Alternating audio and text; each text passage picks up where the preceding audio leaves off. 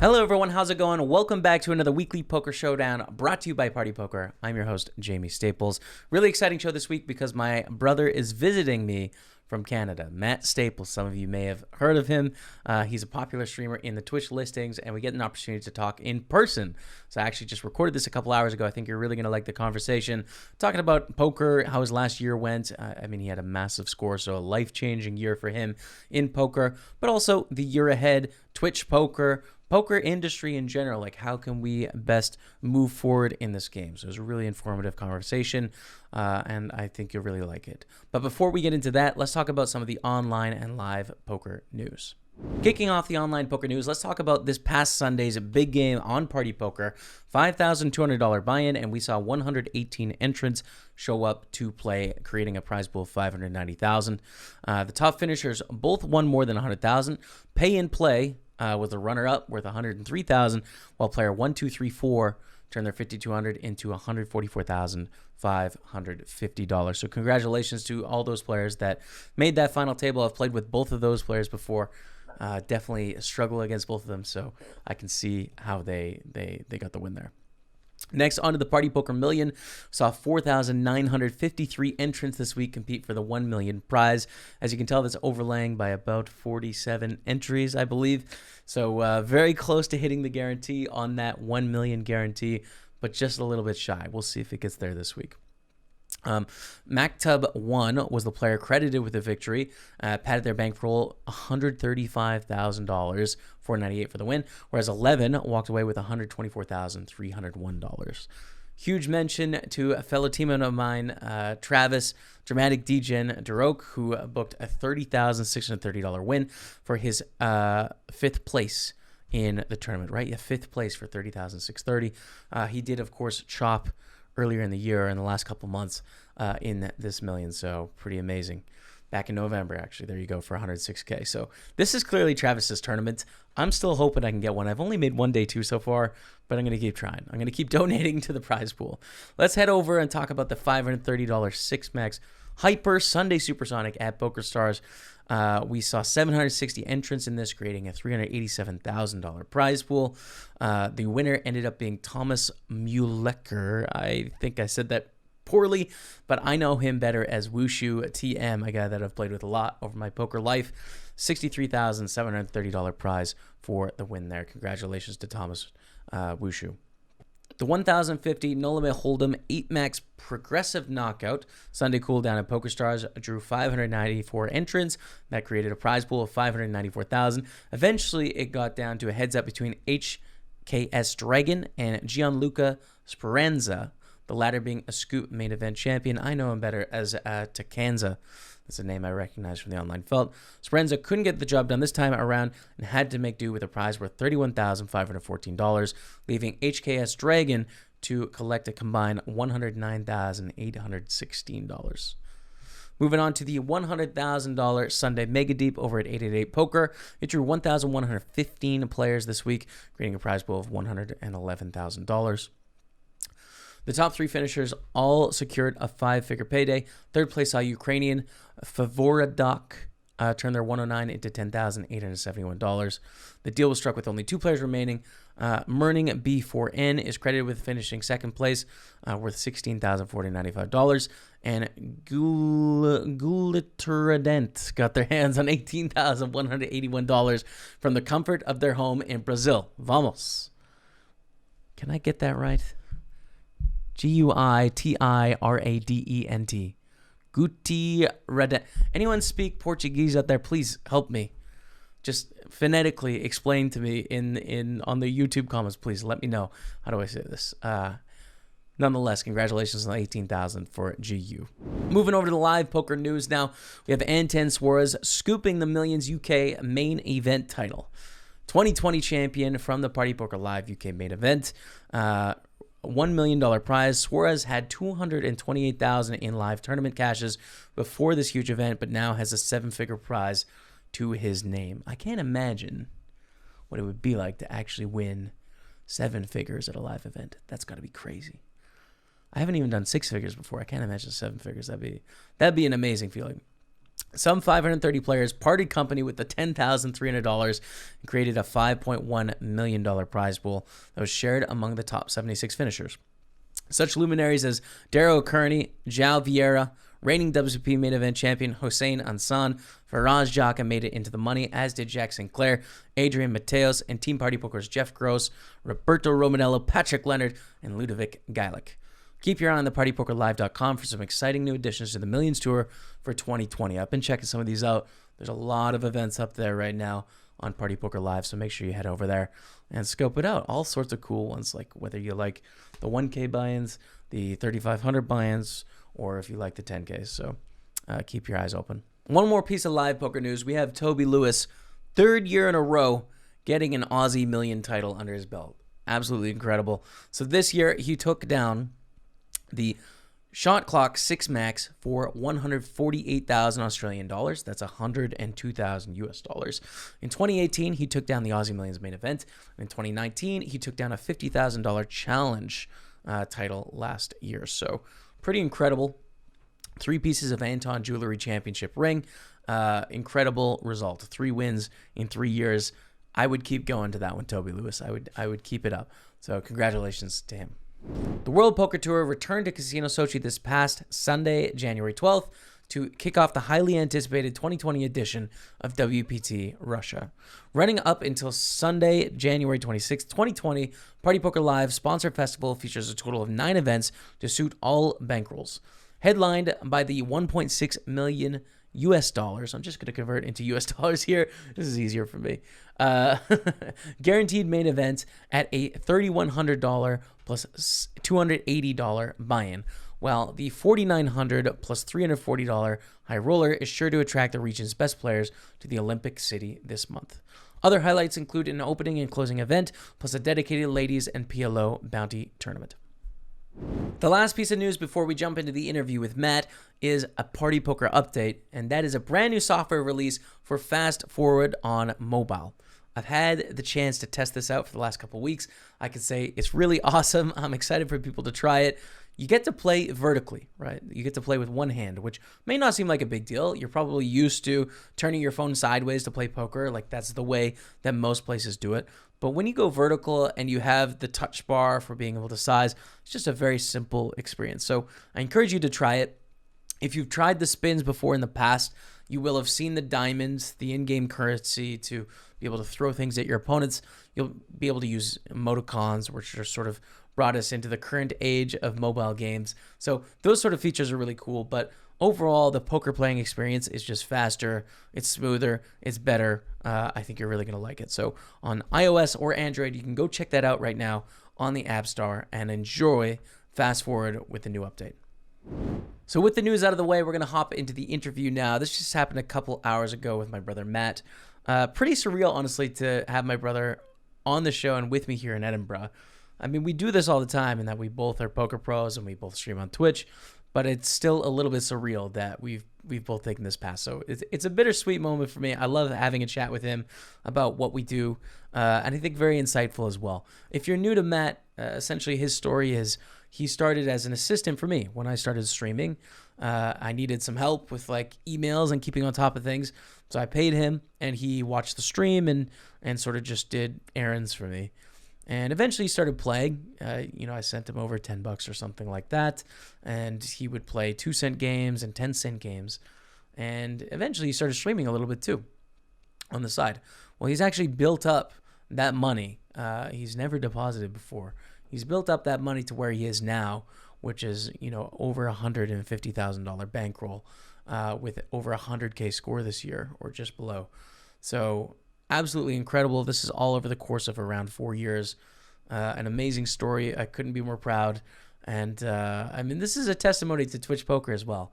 A guy that found the game through Twitch, watched my stream, and don't get me wrong, my stream didn't take him the whole way, but got him on a path to become very successful in poker.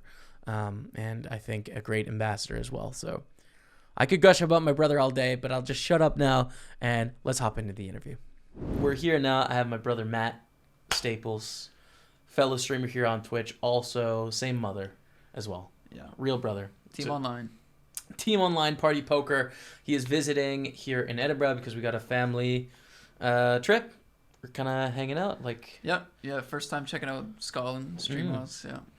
Yeah. So I haven't seen my mom and dad for like a year and a half, like 18, 19 months or something. Yeah. Because we're obviously other sides of the world, so we're here together. I thought it'd be a great time to have you back on the podcast. Yep. Second time. First ever repeat guest. That's a big. Nice. It's a big honor. It's good. This is a huge podcast already, man. There's millions of people. This has been some pretty good guests. We have. Yeah, it's been nice. Yeah, no, it's been great. So, had a plan to talk about a bunch of stuff in the poker industry. Lots going on. Lots of questions coming in from Rob Young. We got Bill Perkins spouting off about things. There's just news happening. World Series of Poker is dropping things. But let's start a little bit with you and your poker life. Sure. 2019. What was 2019 like? Sum it up. 2019, it was like a breakout year, kind of, a little bit. I mean, the start of 2019 is like kind of when my stream was peaking. It's like at the end of 2018, start of 2019 was when I was seeing like my highest numbers that I've been getting, and I kind of followed that way for a long time. And I just started playing high stakes in 2019, so I was kind of getting used to that, like playing.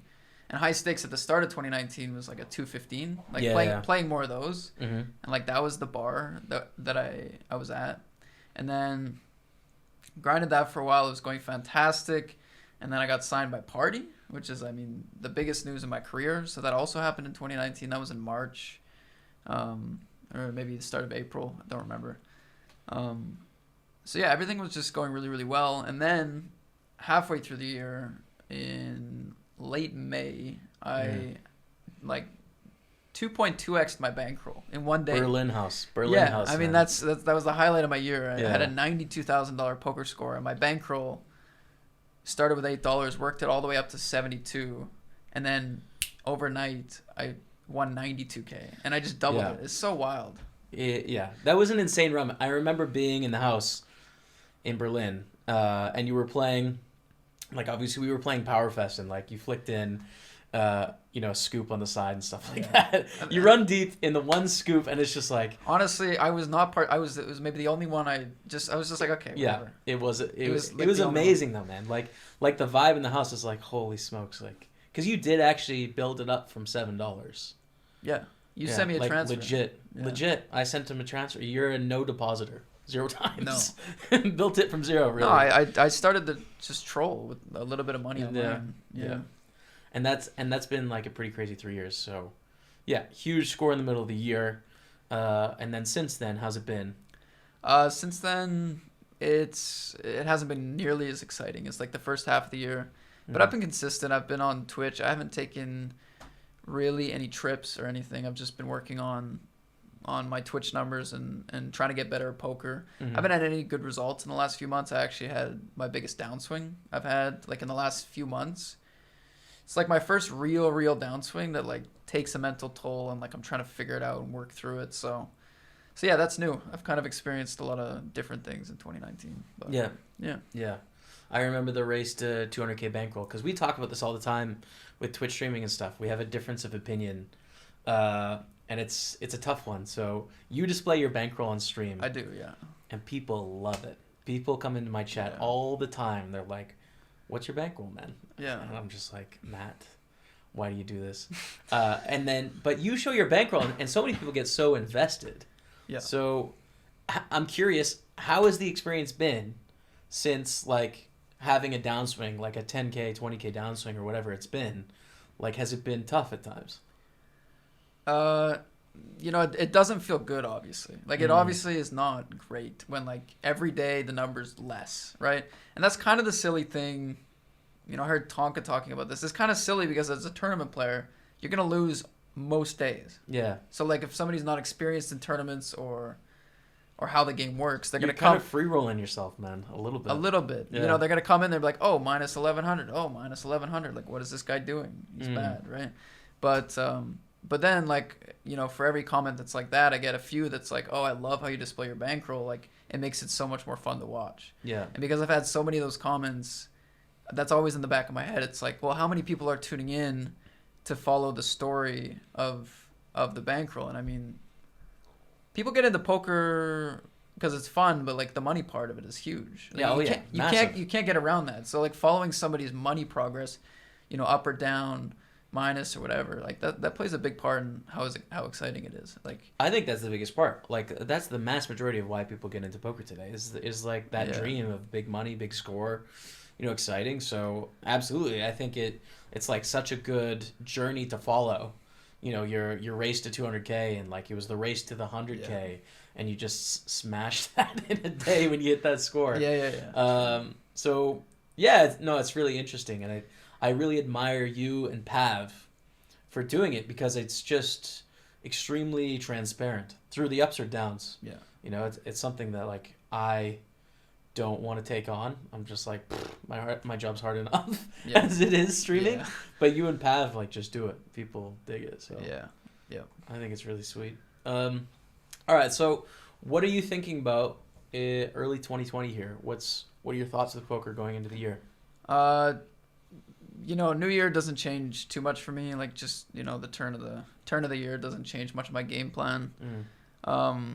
It does make you think about like trying to do new things. I'm trying to figure out what the next step is in my stream to maybe, make some progress. Like I feel like my stream's been at the same level for a lot of the last year, and it hasn't really been changing much. So just trying to think about new ways to do it, changing up the strategy, maybe playing a bit higher stakes or selling action to some higher stakes, or just like figuring out what I could maybe do differently to move up a step, basically. Yeah. I'm not sure where that is. I'm happy with what I'm doing, so that's mainly what I'm going to keep doing is just the status quo. But yeah, I'm always thinking about new ways to, jump to that next step and try to get to the top streamer, Yeah. I think there's a huge evolution from no Twitch to Twitch, and then it's been fairly incremental. So I think like trying to find that format that's really gonna bang or pop and people love to watch, like that's an illusion, like an exciting thing to think about. 2020 live poker, thinking about it, not a lot. My strategy has always been like, focus on Twitch, focus on the online, because that's what I'm good at. That's where that's where my business is, right? Yeah. But I haven't played any live in like years and years, and I mean, live poker is a big part of the game of poker. It's a bigger part of the game. I mean, it is. Like, it's bigger. It's a lot bigger than online poker. Yeah, it's bigger. So it'd be nice to like get some experience on live and go to some of these party poker stops and like meet people, meet some of the team pros that aren't part of online, and. So I want to go to a few stops. I don't know what they'll be yet, but a little bit of live poker in 2020 too. Yep. Yeah, I hear you. I mean, we talked about this off camera a bunch, but I think from a productivity point of view for the game of poker, like online content is so important. Yeah. That's, my philosophy. I know you have a similar one as well. It's just like if normal video games aren't popping off YouTube and Twitch, they're just not very relevant in the culture of younger people. So I think it's super important for poker, and it's like how online poker is going to continue to thrive, and even live poker going forward. But live poker is a way bigger thing.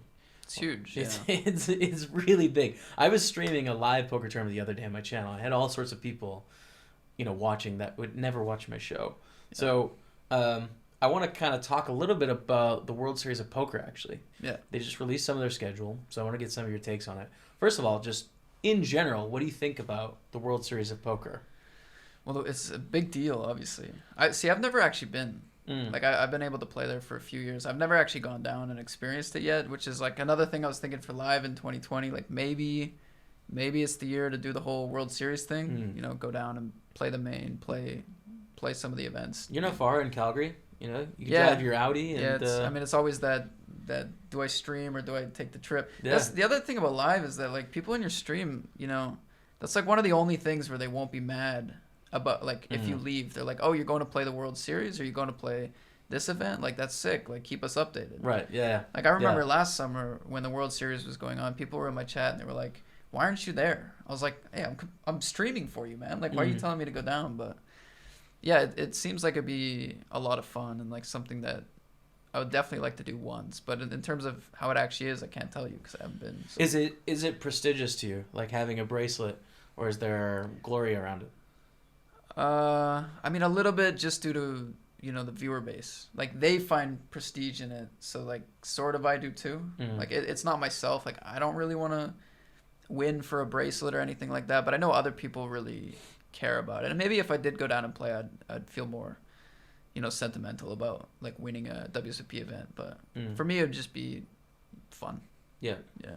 Yeah. Fair enough. Yeah. So they've released a schedule. There's 25 buy-ins at $1,000 or under, which has been dubbed the value menu, which I thought was a very interesting name. Value menu. Value menu. Yeah.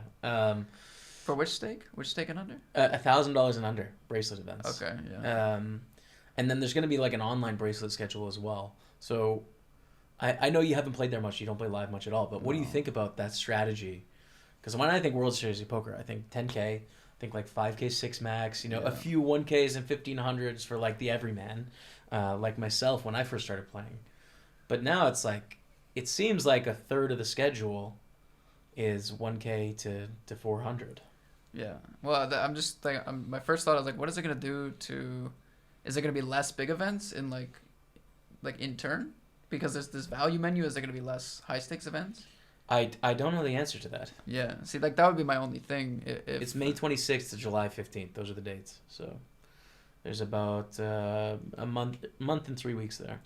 Yeah. I mean, my first thought is like, that's awesome because I don't understand how people can play so many high stakes events. Like, I don't know how people can afford the stakes, like, because I play online. I'm like, okay, I'm going to maybe play a 500 this week. Right. And then the live events are like, oh, 2,500, 3K. It's like, how are people playing these? Mm-hmm. So, like, in that sense, I feel like it would be awesome to have lower stakes events to still, like, chase the prestige or whatever. But I'm just curious if there would be negative, in terms of getting rid of some of the main tournaments that normally run. But I'm sure it's fine. Why is that? Why does it work like that where online, a $500 tournament is like a high stakes, like, battle, but live, it's just a punter fest where you're just in there firing chips around? I don't know. It doesn't make sense. I don't have the answer. I don't know. Yeah, I don't either. Because it'd be really great if there was just like 1Ks that a bunch of people played that were just really soft. Is it because it's an experience? Is it because you get to actually go play, like one-on-one, and you get like 8 hours in a space? Yeah. Whereas online, it's not that at all. Well, I mean, I wanted to talk about this a little bit more later on in the podcast here, but let's just jump into it. You hit on experience. Rob Young has been tweeting a lot about recreational poker players, like your average Joe poker player. Yeah. And it seems like he's really trying to solve the problem of like, how can we get recreational poker players to have a good experience playing online and want to play online more than they are. You just hit on experience, but do you have any ideas in regards to what they're looking for, or what, the poker world or party poker or what have you, or we could do to help? Yeah, it's obviously a very tough question. Like, it's been circling around Twitter a lot. Yeah. And pretty much everyone's talking about it. Like, how do we figure this out? Right. I don't have any immediate answers. I think about how I got into the game. It came from a place of like not having money and like thinking it could be cool to make some money, like through the strategy of it. Yeah. Like most people, I would imagine. Yeah, I don't know. I think Party Poker's doing some cool things with like the million. Like the million having day one, day 1B, day 1C. Bunch of options to play. Yeah. Like a bunch of different days to have this big prize pool. And I know like big prize pool is the first thing that comes to mind. Like it's fun to play for big prize pools. Yeah. Because it's like, because to be a really good poker player, really successful, you have to work really hard.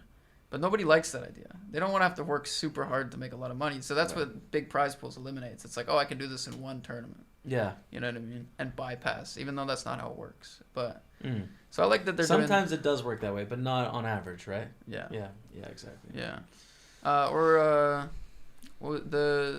The 20 million guarantee that just popped off. That type of thing.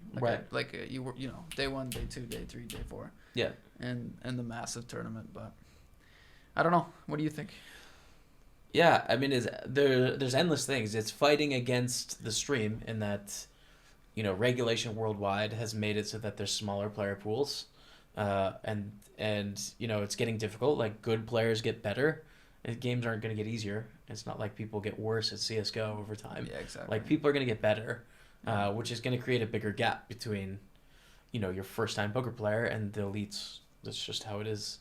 For me, I think you're right, man. That the goal and the dream, it is the dream, and for some people that's becoming a millionaire. For some people that's winning $10,000. For some people that's like holding their own in a big tournament. But the dream is like more and more difficult over time because of just how the structure of the game is. So I agree with you. I think there's got to be like some different goals that are established, because I think if you strip all of the money, if you strip the dream out of poker and you're left with just a game, there's not a lot of people enticed to just the game. Yeah. Right. There isn't much built on that premise of like, this is actually fun and like I have things to work towards that aren't money based. Yeah. And I know no one's playing for that reason right now. Yeah. But the potential exists for that to be developed to where people would actually have fun playing for other purposes other than money, just giving additional like goals and things to work towards. I mean, there's plenty of games that the goal has nothing to do with money. Mm-hmm. Most games have no money in them at all. Yeah, I mean, it's one of the only. It's just finding a way to. I mean, I don't think you want to remove money as an aspect from poker. It becomes something different. Yeah. But adding a layer to the game on top, another incentive on top. Yeah, I feel it's like just making the car, It's like, we want faster and faster horses by adjusting rake and by like adjusting, entry, re-entry, we'll talk about a bit. Yeah. But like there needs to be a whole different thing outside of that for a different group of people that aren't playing yet or aren't interested in what we're doing already in poker. So I don't know. We'll see. It's a tough one though. It's a big problem. I don't envy Rob Young and Jonathan Little, who he announced is going to help him with this project, because it's just like trying to figure out how to get players on the site and excited about playing poker. Money seems like the only avenue to really do that right now. So. I just thought about something. Now, when it comes to poker, you can't advertise to minors. No. Right? Yeah, no. You're advertising to adults. Yeah. And most of the games that we're talking about are the games that are popular. Aren't most of the player bases kids when we're talking about like video games, or is that just statistically wrong? I feel like it's not, because the average age of Twitch user is much older than 18. Yeah. It's like 25, 26. What's the average age of a poker player? Like online? 28, 29. 28, 29. Yeah. Yeah.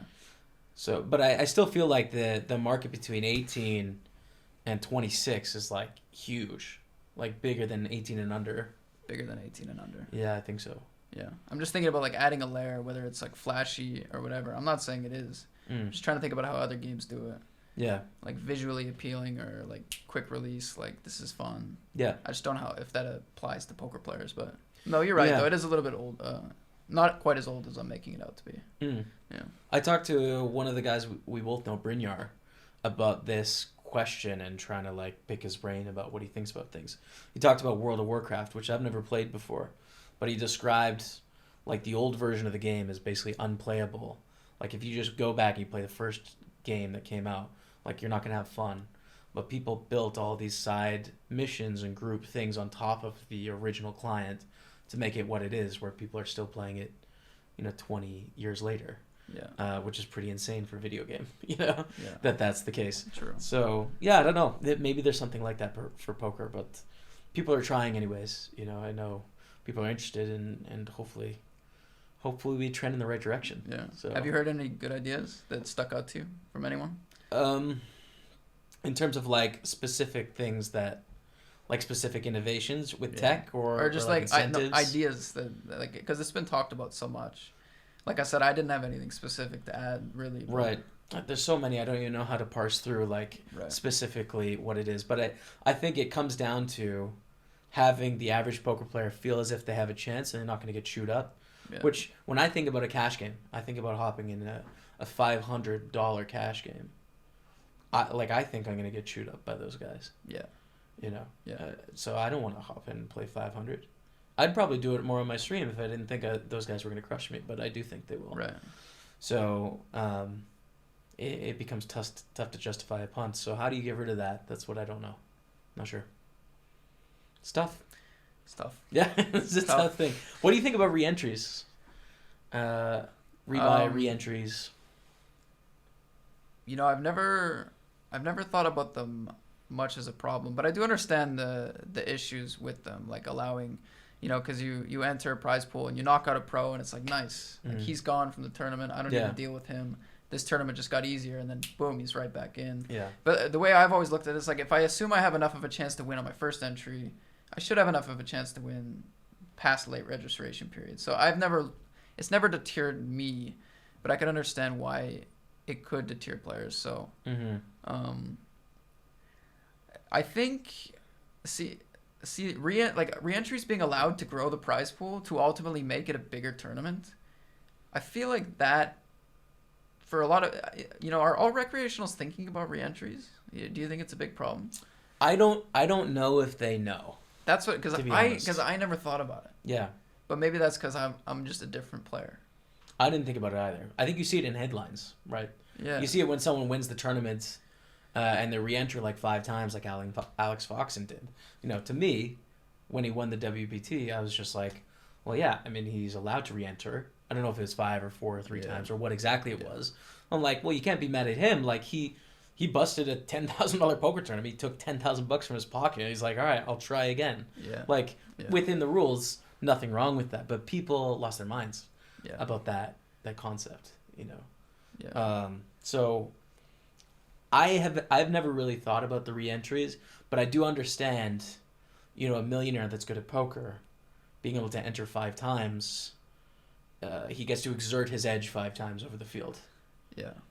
Yeah. I mean, yeah, I understand that as a problem. I do think like the tournament being bigger, I think is more of a plus for a lot of players. And like for me, like the way I would think about it, like I would rather have 30K up top than 20K up top. Right. With re-entries. Re-entries. And I'm thinking about, like I was talking to you earlier about how bigger prize pools are, like just for fun players and recreationals. Just seeing that bigger prize pool is huge. Right. And I think, I don't know. I'm just guessing. I just don't think a lot of people focus on like, oh, these pros are going to be re-entering. I think they're more focused on like what they're doing in the tournament and stuff. But the fact that it's an issue at all, some people must be having a problem with it. So, well, there's some level I think of like what you say as opposed to what you actually feel in the moment and how it influences decisions, kind of like what you're talking about there. So Rob has been tweeting about that a lot, Rob Young, about like, you know, would you prefer one re-entry on these events or no re-entries? Yeah. I was thinking main events it'd be interesting to try just a pure freeze out, but then side events, you know, like why not on a side event? Because it's not prestigious, is it? A $1,000, you know, 6 max side event. What's the big deal about a re-entry? Kind of a random tournament. Yeah. It feels like some tournaments to me are about finances. They're about money only, like a stock market. Like you're in there to try and print money. Yeah. And then some tournaments mean something more for whatever reason. They just do. Sure. And those ones, I see people's arguments. Yeah. Because you can buy a higher likelihood of winning the tournament, a higher percentage.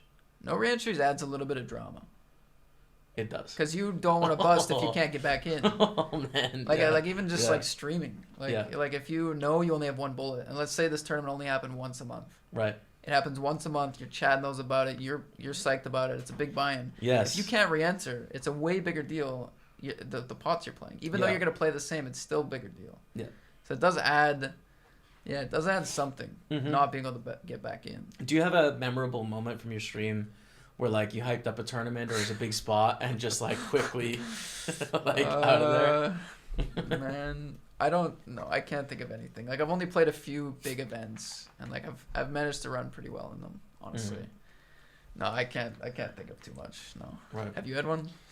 I've had a few. You played the Millions online just recently. Yeah, I had some okay runs in that. That was fine. I did brick 2 entries. Yeah. But I played EPT Malta and lasted like 3 or 4 hands. Oh yeah, I remember that. Flew to Malta from Canada. That was a long trip to bust in 3 hands. And the WPT Online, actually, the Dust Till Dawn WPT, I hyped up, got a seat like 2 weeks before. Like, here's the start time, one tabling. And just like, I just didn't win a hand and then lost a flip. I was like, this is the most boring run ever. I was like, oh man, that's rough. So let's talk about Twitch a little bit. Tonka P is back. He's back. He's back in action after a year off. Just random. He's back in Just there, randomly. dude. Did you expect it? Did you see it coming? Well, no. I mean, he really went off the radar completely. I mean, I think I do think it's cool that like he's like, okay, I'm done streaming full time, and that's fair. You know, if you're done streaming, you're done streaming. Yeah. But it's cool that he comes back to stream because he still kind of wants to. Like, that's cool that he comes back for his community and pops it off, and apparently does very well.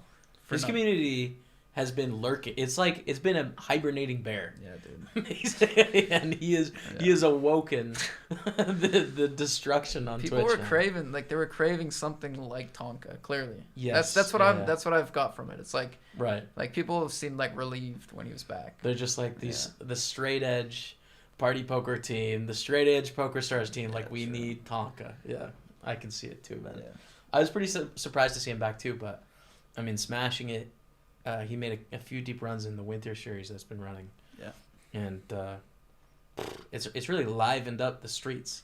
Like, I feel the jostling between streamers a little bit more now, too. It's just like, okay, all right, we're back in action. This is cool. Yeah, it feels a little bit old school. It does. Like a year and a half ago or 2 years ago. Yeah. Yeah, no, it does. That's true. Listing as well, like the poker, the strength of the poker listing, I think, is in a really interesting spot and one we haven't seen before. It's different than any makeup because I think when we first started, it was the Wild West. This is how I felt about it. Jason Somerville, and then I kind of hopped on. But it was just like anyone could hop on and it kind of popped off if you were consistent. Yeah. And then we had the PokerStars monopoly almost, where it's just like they kind of had it. But now we've seen so many companies... Party Poker Team Online, 12 members currently and growing of streamers. And then we've seen GG have a team of streamers. We've seen Natural 8 have a team of streamers. We've seen a bunch of different companies invest. ACR have a team of streamers. So you look around the listing now and there's more people affiliated with the poker site than ever before. Yeah. So it's really interesting how things have played out. And yeah, what do you think about it? Like, does it feel different over the last couple of years for you? It's super diverse. I've always, for the first few years, I didn't really associate myself with the listing. I was just trying to get up to a level where I had a consistent viewer base, and it's only really since the second half of 2018 where I felt like I was a part of the listing, like as a legit entity. So yeah, the first few years I wasn't, I followed it along, but I didn't really feel like I was a part of it. So yeah, it does feel like some streamers are coming back out of the woodworks, and it's feeling pretty competitive. A lot of viewers on the listing these days. So yeah. We saw Jason Somerville actually tweet just like 2 weeks ago that he ended his relationship with PokerStars, but he talked about he hasn't been able to stream in the US, but now he's gonna like get back to streaming a bit of poker. Yeah.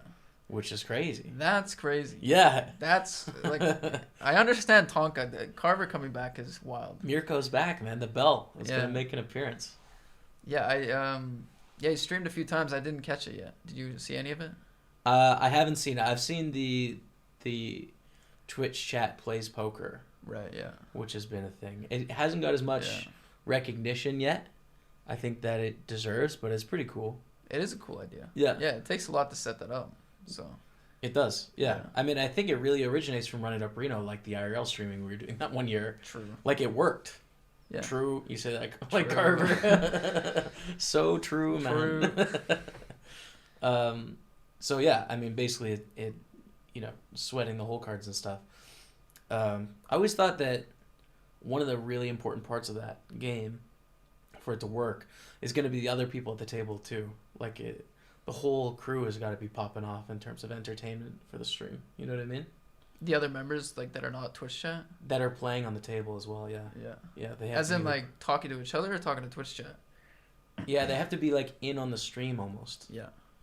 Because it's not like the broadcaster can talk to Twitch while they're playing. Right. Yeah. So it has to be angled in a way where it makes sense for everyone. Yeah.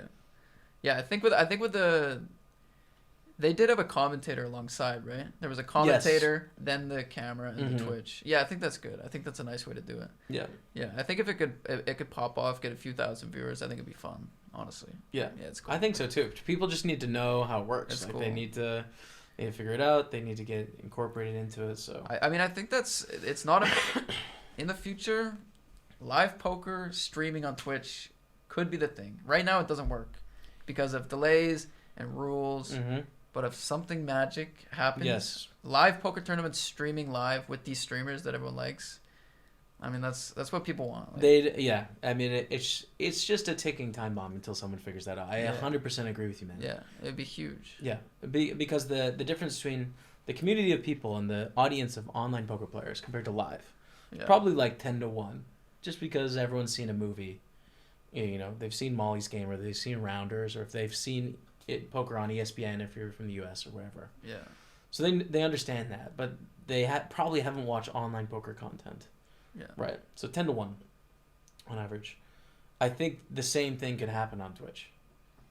I think it could. You know, it's just the regulations, like getting around real money gaming and identity, and casinos aren't on the cutting edge on that front, are they? No, not at all. Yeah. I don't know. We'll see. We'll see if things work out. By the way, so this is the first time we've ever done this podcast also on Twitch. Yeah. It's live. So if people have any questions for Matt, feel free to send them in. We were just sitting here, both as streamers, and I was like, oh, this is stupid. We should probably just stream it as well. Should we do this live? So we can take any audience questions. But I want to bring up a point. We didn't mention BBZ either, but another great poker pro. Yeah, BBZ. Well, that's the thing about Twitch. Is like a lot of like good players. Like that's a big difference. Yeah. There was no good players when it started that wanted to stream. No. There was no reason to. I mean, Carves was a killer. Don't get me wrong. Like high stakes. Yes. Right. But like online grinders, like up to I guess it's more like the persona. Yes. That's what I was thinking. Like a not an entertainer, but like just purely like a sick high stakes player. And over time, you just saw like people to pop up. I mean, No Limit Gaming pretty much secured every German sicko in the high roller scene, and they just got all of those guys like popping on every once in a while. And like BBZ. There's also a market for people like BBZ who are just like really good at the game, playing high stakes, like really sick players, and it's clear because he grew super fast. Yeah, man. He grew super fast. I mean, BBZ. I would put like BBZ and like Raise Your Edge in like similar categories in terms of the type of content they make. Like super informative. Yeah. They really know what they're talking about. Right. And like people get to watch a great player play high stakes. You know. Yeah. The thing that's pretty cool as well is like Tonka is in that group as well, playing 5K 6 maxes, 1K 6 max sit and goes. But then he can also troll with the boys. I think he's really good at that. Yeah. So true that. Yeah. He's got a nice crossover there. Yeah. So yeah, it's really interesting how that works. I think there's more viewers for that type of content because a lot of poker players are watching poker, like they want to improve themselves. Yeah. As opposed to just people on Twitch. You know what I mean? Well, I think it just keeps circling back to like, people want to make money. Like yes, and these guys are playing for a lot of money and they're good, and it's the dream. Just it's a circle. Yeah. Yeah. I do think there's a lot of value in the non-money part though too. Like I found that from sponsorships and from relationships, like the value of people not just searching how to become like a professional, but just people that want to have fun playing poker. Yeah. That's a really valuable thing in the poker listing and in the poker world. Yeah. Like those people are important and they're the sought after people. And it's also what's going to help our game grow, I think, too, so there's something to that. But anyways, when you're not streaming poker, I'm going to read some of these questions when we get to this. Sure. Who are you watching on Twitch? I'm watching chess. Only watching chess basically these days. Right. Yeah. Like besides poker streams, like I do pop into streams on poker usually. I'll check who's doing well or whatever, but yeah, chess. I got into chess like 5 months ago and I'm low key obsessed with it. Right. Yeah, so like all the top chess streamers I've kind of got in their communities, and I watch all of them. So that's where I'm at. Have you played any chess on your stream? I've never played chess on my stream. Maybe on one break. Right. Because I don't know. I'm just learning. I'm figuring it out, and I should learn on stream. But I mean, I'm always playing poker. But... Man, why aren't you doing it? I don't get it. I'm just playing poker always. I'm just always playing poker. Yeah, and like when I'm done playing poker, I'm usually just tired. But yeah. I was thinking about chess as a stream, and I was thinking about how I started poker so bad, but people watched. Like they watched me go from bad to okay to better, right? And I was thinking chess could definitely do the same thing. I think people would watch that. Yeah. Like rated 1,000 to... The thing is, it takes years and years and years to get like good at chess. Longer than poker, way longer than poker. Yeah, man. I think that's gold. Like I've learned that over time. I watch XQC all the time right now.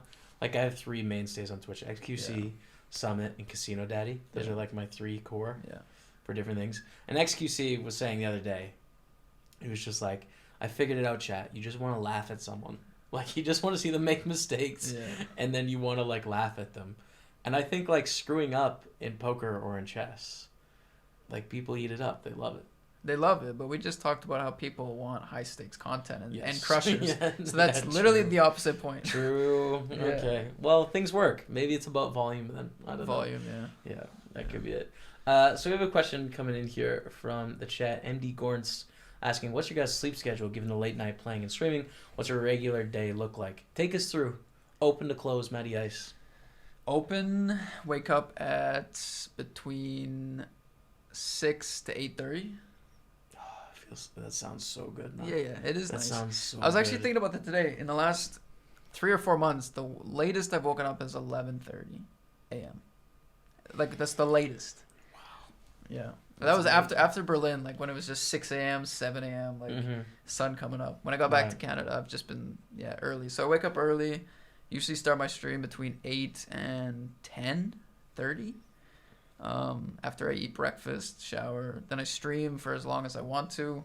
I don't have a super strict streaming schedule. Like, it just depends how I'm feeling that day or how well I'm doing. And then I usually chill for half an hour to an hour after the stream's done. Eat some food. Then gym at night. Yeah, those are like my consistent. So that's like most of the day. Some days I'm hanging out with my girlfriend. Some days I'm just working, and that's it. Yeah, that's it. Legit. That's a good day. It's super clean. I like it a lot. Yeah. I think that's really good. Study sometimes too, not as much as I should. We have a question here from Boozy Susie. The problem with chess is no one really wants to watch it, do they? True. That's dumb. That's silly. I'm not gonna say it's dumb. I've never watched chess on Twitch, but like, is there a big community? I mean, there's chess streams that are way bigger than poker streams. Really? Yeah. Why is that? Chess. There's so many popular chess streams. It's silly, and it's like people think chess is boring, but it's like one of the longest running games, and it's one of the most intricate games. And the other thing is there's a huge poker and chess crossover. Right. Huge. I haven't connected with any other communities on Twitch, but there's like a lot of chess streamers that interact in my community. Like, we host each other. Yeah, they're super similar. I mean, and I think chess, I'll be honest, chess is hard to watch if you don't know the rules. Right. Because you don't know. It's not approachable at all. No, because you don't know what's going on. But if you play the game, it's very exciting to watch good people, because you're like, oh wow, that move was brilliant, or I didn't see that, or wow, that's a cool idea. And there's rating as well, which is like a super attractive part of the game. It's like your rating goes up or down. So that's alone in itself exciting. Like, it's kind of like my bankroll. Like, people tune in to see where my bankroll's at. They'll tune into a chess streamer to see what the ratings like. Yeah. You know? So I think, if you don't know how to play chess, it can be boring for a lot of the streams. But if you play, it's really good, yeah.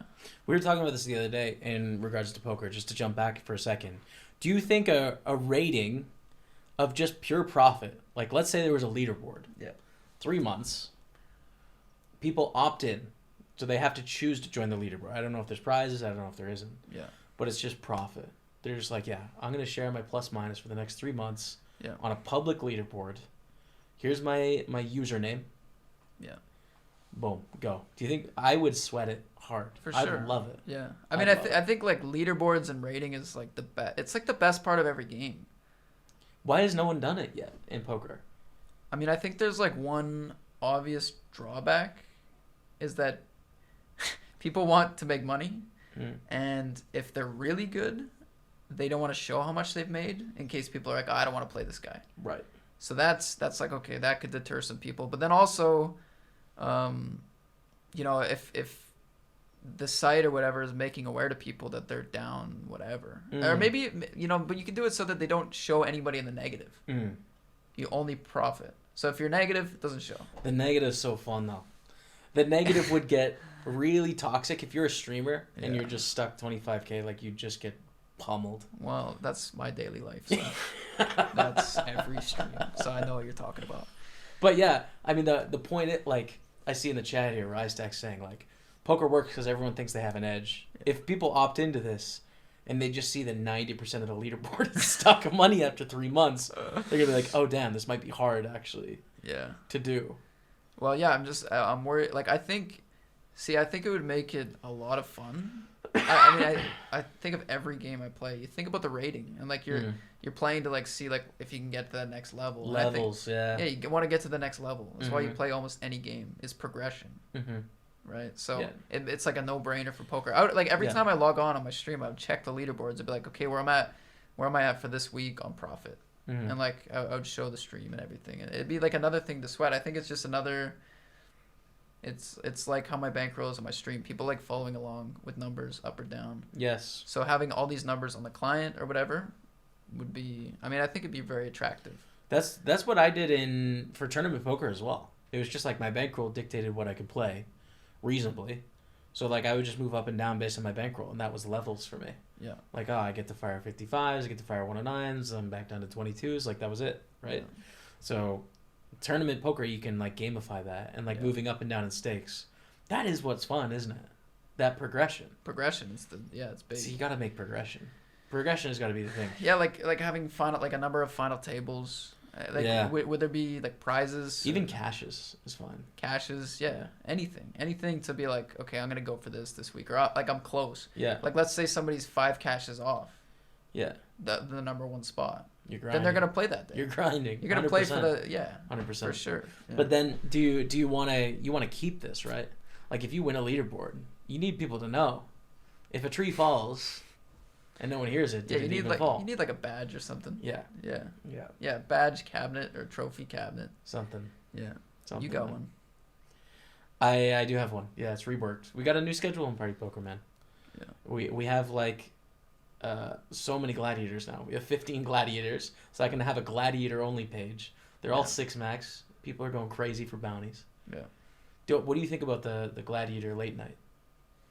I like those tournaments. Yeah, they're fun to stream. Yeah, they're good, and it's a nice wrap to the day. Because they're still big, but they're a little bit quicker, and it's a nice way to wrap up the stream for sure. It is unique, I will say that. I think it's very unique because. I think back to the PokerStars schedule when I was sponsored by them for 4 years before I came over here to party. Yeah.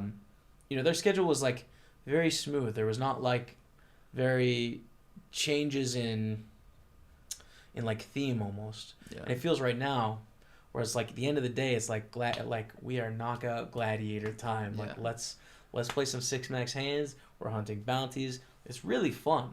Yeah. And it almost gives like a flavor to the day. Yeah, you can tell which part of the day you're in based on the tournament. You can. For sure. You can. Yeah. So do you like how Party does it like that? I do. I mean the schedule has changed a lot. Like a ton. Rob loves talking about tournaments. Like he's talking about them all the time. There's a great tournament team. Patrick Leonard has a great input as well, and like I'm sending input whenever I can think about it. But it's changed so much over the past year. Like it used to have the deep stack and the mix max and the Terminator, right? Remember the Terminator and what was the other one? Classico, yeah. Yeah. And now those tournaments are gone and it's a different structure. Yeah. But I think we've upgraded a ton from where we were back then because the volume is easy. Like there's just so much volume. There's tons of tournaments to play. They're fun. They're big. Like it's good. Yeah, I mean, that's the nice thing. Like, if you like Party Poker, then you can play there all day with party tournaments. You don't have to substitute anything else in. Yeah. And that's because nice. we do it. Yeah. because we're on the team. We're not contractually, we don't have to. No. We set a rule for our team, like within certain hours we're going to play on Party Poker, but it's not like in any of our contracts or anything like that. Yeah. But yeah, I mean, we have enough to play in the main hours, so that's kind of cool. Yeah, it's been a big upgrade. Like, I'm thinking when I started back last March on Team Online, like that schedule compared to this schedule, I'm way more impressed with this schedule. Yeah. So that's good. I mean, it's good that they're trying to change stuff. It was a bit harder back then too to find enough tournaments. Like you'd flick in some 5s and some 11s sometimes. Yeah. Whereas it's smoother. So yeah, we'll see. Here's a contrarian question from Ryan B.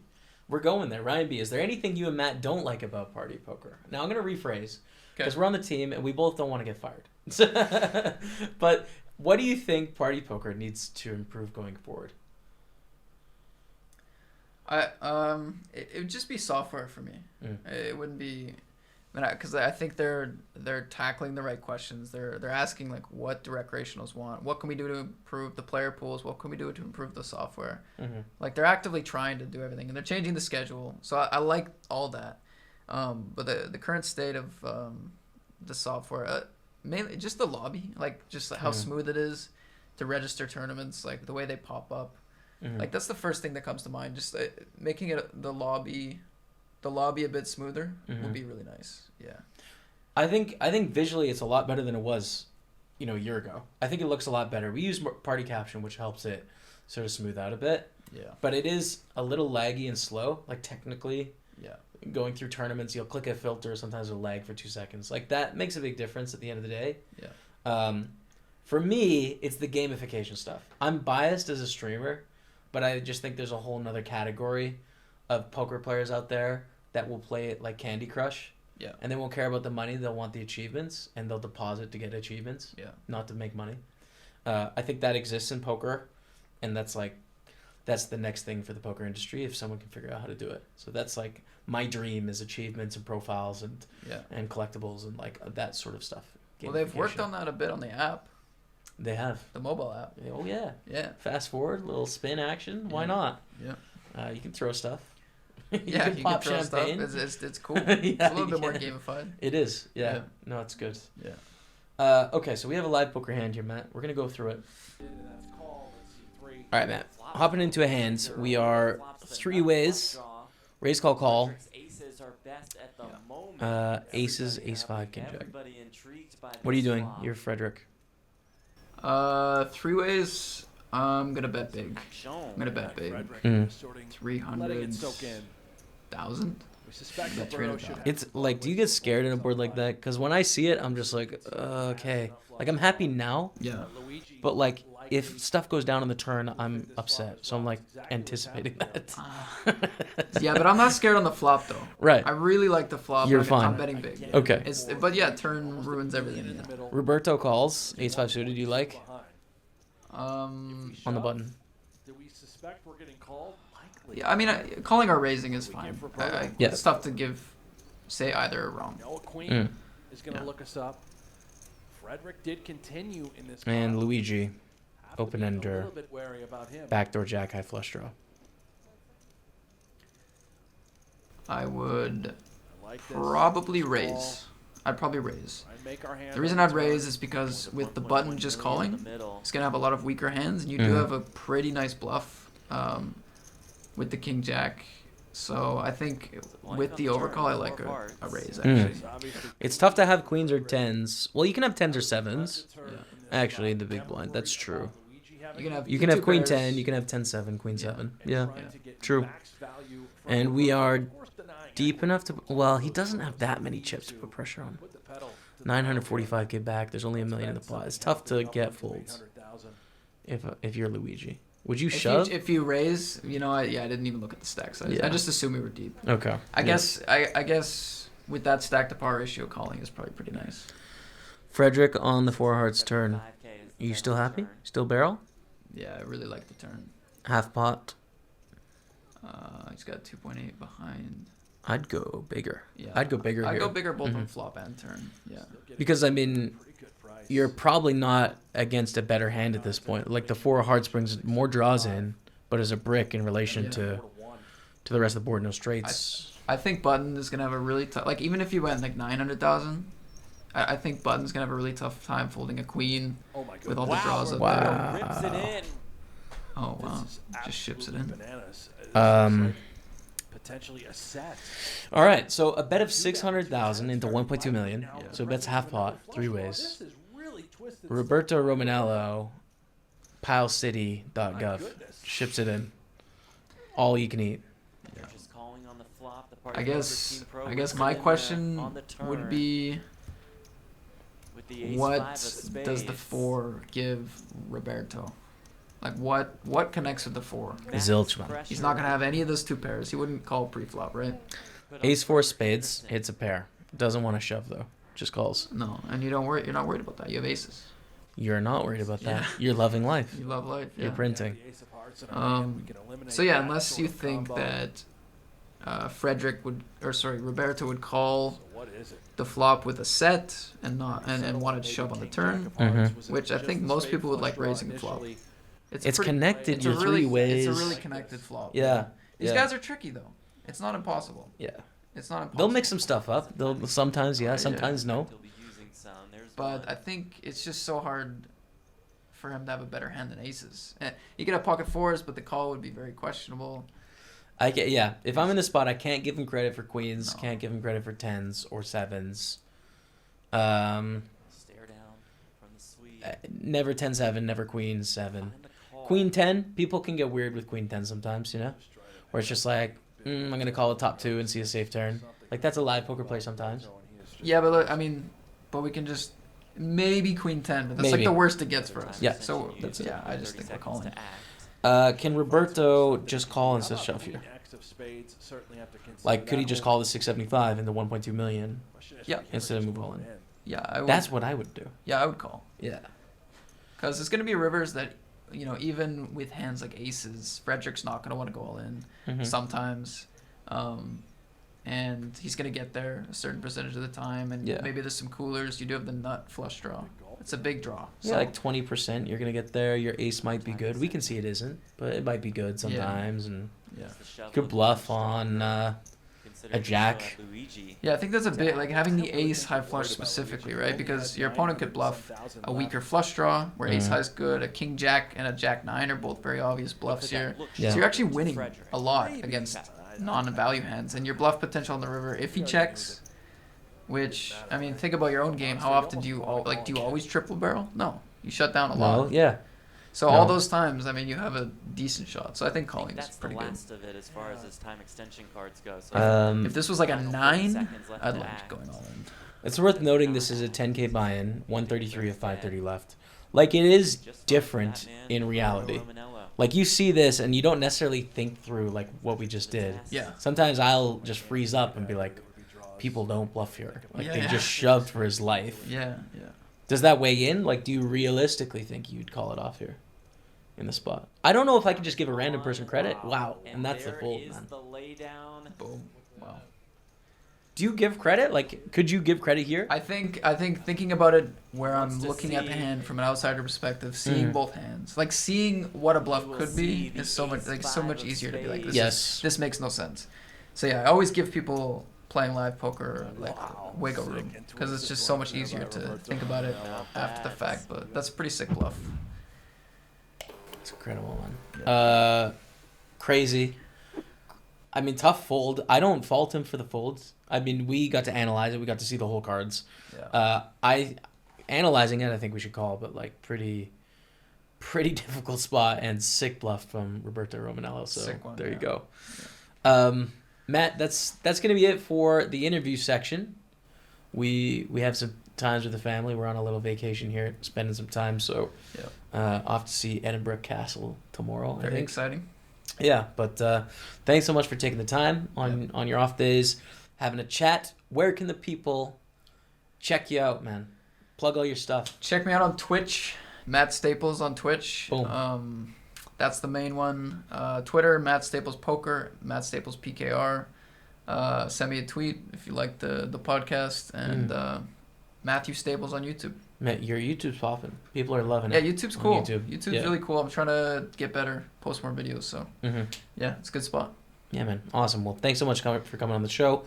I really appreciate it. Those of you out there watching the podcast, make sure you go give Matty a follow on those platforms. All right, man. Thanks. Till next time. See you. Big thanks to Matty Ice taking some time off our family vacation to talk with me about a little Twitch, about a little poker. True story. We used to have 3-4 hour conversations when we lived together about Twitch and poker. We just could go on all night. And that is kind of the case tonight. We've had a good long chat about it, but it was great to talk to him, and I know we'll have him back on the podcast soon. So for this week's JS Poker Hero, hashtag JS Poker Hero, we're going to give away a $215 Party Poker Million ticket, okay? Only one ticket.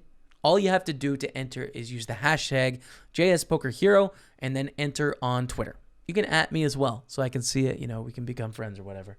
But we search by the hashtag. So I'm going to choose a Matty Ice question. And I don't know the answer yet, but I'm going to know pretty soon.